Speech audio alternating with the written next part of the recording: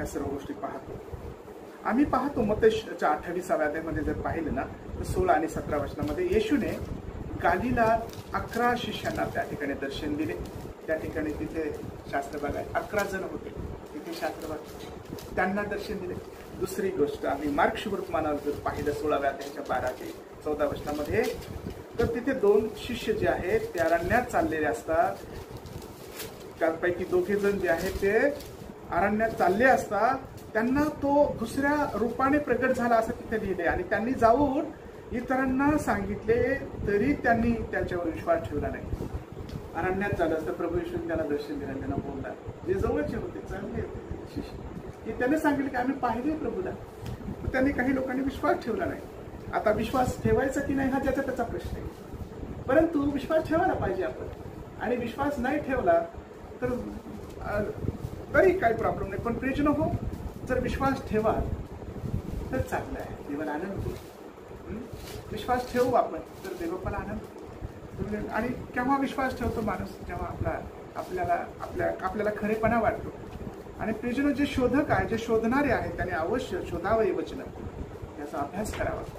प्रभू परमेश्वर त्यांना आशीर्वादित करेल. प्रभू येशू ख्रिस्त हा पुनरुत्थित देव आहे. आम्ही पाहतो की तो तिथे 11 जणांना त्याने दर्शन दिलेलं आहे. प्रगट झालेला आहे. मार्क शुभवर्तमानाच्या 16-14 मध्ये देखील त्या वर्णन गोष्टी केलेल्या आहेत. अम्माऊस गावाच्या मध्ये रस्त्यावर येशूचे जे गावात त्या ठिकाणी शिष्यांना जे दर्शन आहे हे कुठे लिहिले हे लोक शुभवर्तमानाच्या 24व्या अध्यायामध्ये आहे. हे सर्व गोष्टीचा अभ्यास आम्ही पाहतो तिथे ते.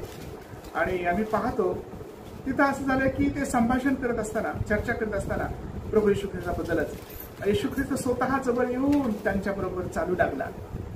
आणि हे 2 शिष्य हे जे आहेत अमाऊस गावाच्या रस्त्यावरचे जे शिष्य आहेत त्या ठिकाणी आणि त्यांना कसं प्रकारे तो त्यांच्याशी बोलत आहे आणि ख्रिस्त देखील त्यांच्यासोबत हा तिसरा चाललाय.